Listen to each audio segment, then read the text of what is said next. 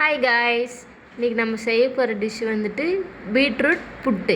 அதுக்கு தேவையான பொருள் அரை பாக்கெட் ரவை, அப்புறம் அரை மூடி தேங்காய், அப்புறம் ஒரு அரை பீட்ரூட் எடுத்துக்கலாம்.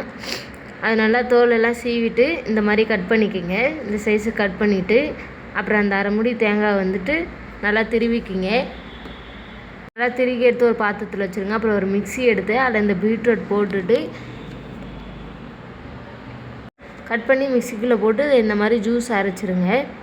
தெரியுதுங்களா? இந்த பதத்தில் நல்லா அரைச்சிடுங்க. இதை அரைச்சிட்டு நல்லா வடிகட்டி இந்த தண்ணி மட்டும் தனியாக ஒரு பாத்திரத்தில் இந்த மாதிரி தனியாக எடுத்து வச்சுருங்க. அப்புறம் ஒரு கடாயில் அந்த அரை பாக்கெட் ரவை போட்டு நல்லா ஃப்ரை பண்ணிக்கிங்க. நல்லா ப்ரௌனிஷ் கலரில் வர அளவுக்கு நல்லா ஃப்ரை பண்ணிகிட்டே இருங்க. இந்த டிஷ் வந்துட்டு கேரளாவில் தான் ஃபேமஸ்ஸு. அப்போ செய்யலான்னு சொல்லி தோணுச்சு. அப்புறம் செஞ்சேன். அப்போ செஞ்சு சாப்பிட்டேன். அப்புறம் நல்லா தான் இருந்துச்சு. அந்த மாதிரி நீங்களும் செஞ்சு பார்த்துட்டு எப்படி இருக்குன்னு சொல்லி கமெண்ட் பண்ணுங்கள். நல்லா இந்த மாதிரி ப்ரௌனிஷ் கலரில் வர அளவுக்கு நல்லா வறுத்து எடுத்துகிட்டு அது தனியாக ஒரு பிளேட்டில் ட்ரான்ஸ்ஃபர் பண்ணிக்கோங்க.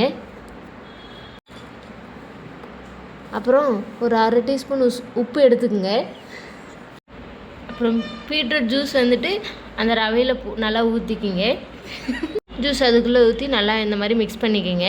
தெரியுதுங்களா? இந்த மாதிரி நல்லா சாஃப்டாக இருக்க மாதிரி மிக்ஸ் பண்ணிக்கோங்க. மிக்ஸ் பண்ணிட்டிங்களா? இந்த மாதிரி புட்டு செய்கிற பாத்திரம் ஒன்று எடுத்துக்கோங்க. இதை எடுத்துகிட்டு அப்புறம் அந்த பாத்திரத்தில் தண்ணி ஊற்றி வச்சுருங்க. அப்புறம் அந்த மேலே இருக்க இந்த மாதிரி ஒரு பாத்திரம் இருக்கும், அதை எடுத்துக்கோங்க. அதை எடுத்துகிட்டு ஃபஸ்ட்டு அந்த திருவின தேங்காய் கொஞ்சம் போட்டுக்கோங்க. அதுக்கப்புறம் அந்த மிக்ஸ் பண்ண நம்ம அந்த பீட்ரூட் ரவை மிக்ஸ் பண்ணது போடணும். அப்புறம் அது 2 ஸ்பூன் போட்டுட்டு அப்புறம் மறுபடியும் தேங்காய் போட்டுட்டு ஒரு கைப்பிடி அளவுக்கு மறுபடியும் தேங்காய் போட்டுட்டு மறுபடியும் அந்த மிக்ஸ் பண்ண பீட்ரூட் போட்டு இது போட்டுக்குங்க. ஒரு சிலருக்கு சர்க்கரை பிடிக்கும். சர்க்கரை பிடிக்குன்னா அது போட்டுக்குங்க. இல்லை அப்படின்னா சால்ட்டு கூட நீங்கள் போட்டுக்கலாம். இந்த மாதிரி ஃபுல்லாக போட்டுக்குங்க. போட்டு அப்புறம் தேங்காவும் இந்த மாதிரி மேலே போட்டுக்குங்க.